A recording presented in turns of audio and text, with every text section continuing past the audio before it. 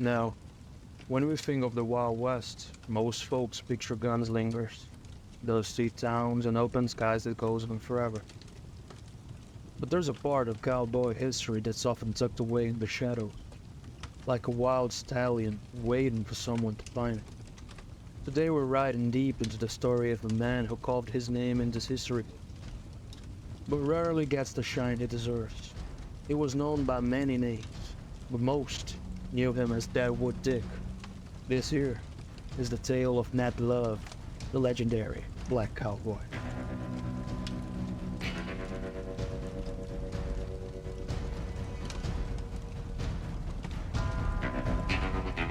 Nat Love was born in 1854 in a place called Davidson County, Tennessee. But his life started under the weight of chains. Born into slavery like so many black folk back in those days. He was just a boy when the Civil War came to an end and the shackles were finally lifted. But freedom wasn't all the folks hoped for. With the war's end came new challenges, harder in some ways than the chains they'd left behind. Nat was just a lad, but he was filled with a hunger that no hardship required. He picked up every skill he could lay his hands on. Horse riding, roping, and shooting. All things a man needed to know if he had dreams of becoming a cowboy someday. And at the ripe age of 16, he set his sights westward. With not much but grit in his heart and hope in his pocket. Nat drifted out to Kansas, right to Dodge City, a place known for cattle drives and all the rough business that came with them.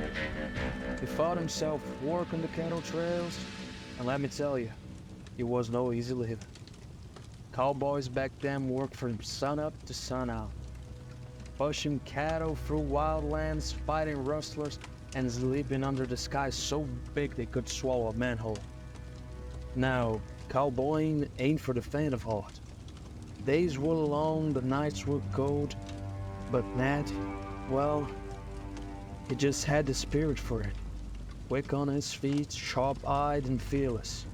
He soon earned himself a reputation as one of the finest cowboys on the range.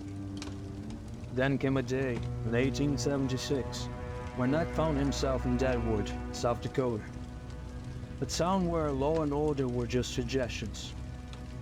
He'd come for a rodeo, but this was no ordinary show. Cowboys from all corners came to prove their mettle, ready to test their luck and skill in shooting, roping, and riding against the best of the best. When the dust settled, Nat stood tall, having won every event he entered. The folks of Deadwood called him Deadwood Dick, a name he'd carry from then on.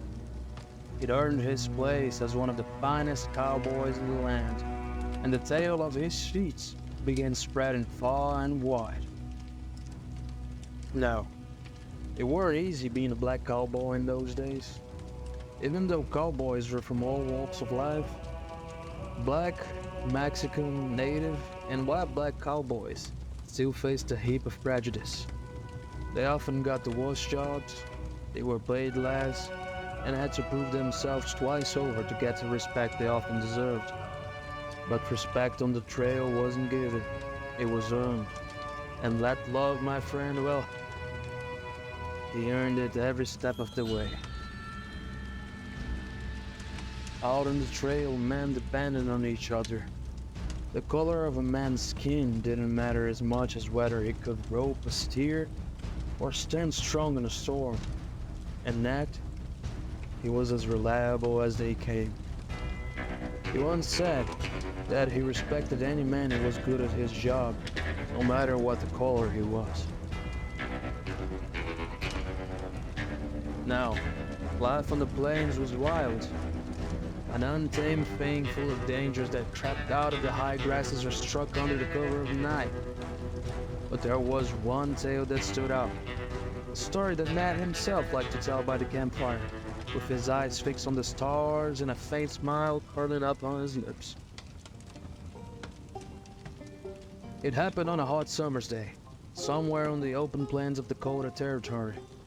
Nat was leading a cattle drive, driving the herd through dry brush and rocky ground when, out of nowhere, a group of Native Americans appeared, silent as shadows, moving in like wraiths from the tall grass. Before Nat could even reach for his gun, he found himself surrounded. Nowhere to run, and his men looking on helplessly as he was taken. Days passed on in the Native Americans' camp, where they watched him closely. Nat wasn't one to show fear though, and the warriors took note of his quiet strength, his seemingly unflinching gaze. He didn't beg, didn't plead. He treated them with the same respect that he expected in return. Knowing well he was in the hands of skilled fighters and powerful people. As the days wore on, something unusual began to happen.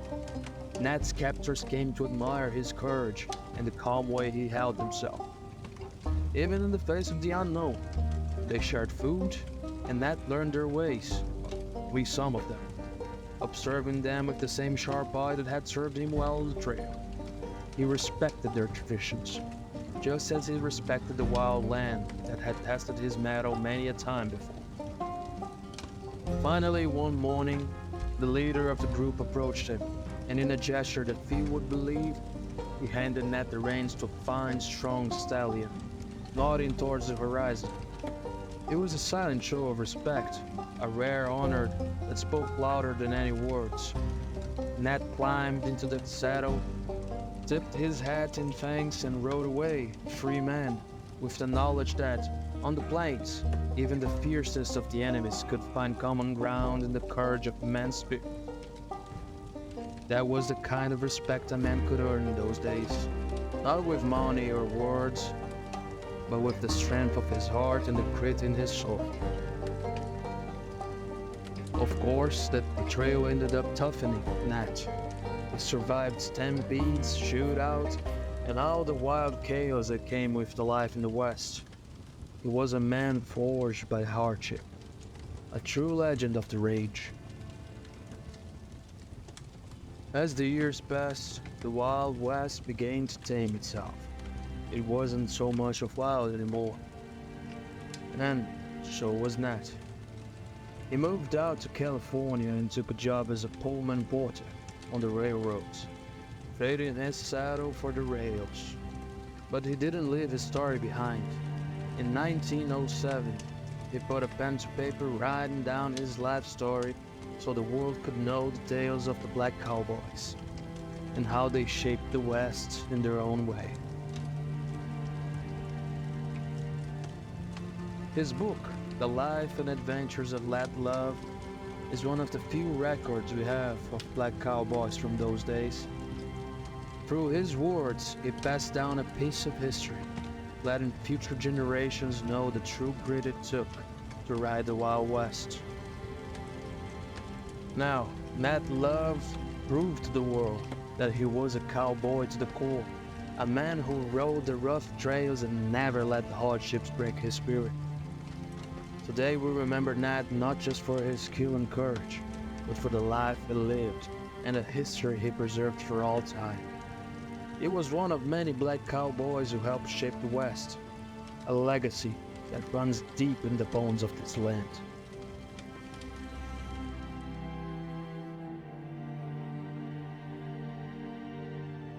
Now, thank you for riding along us today.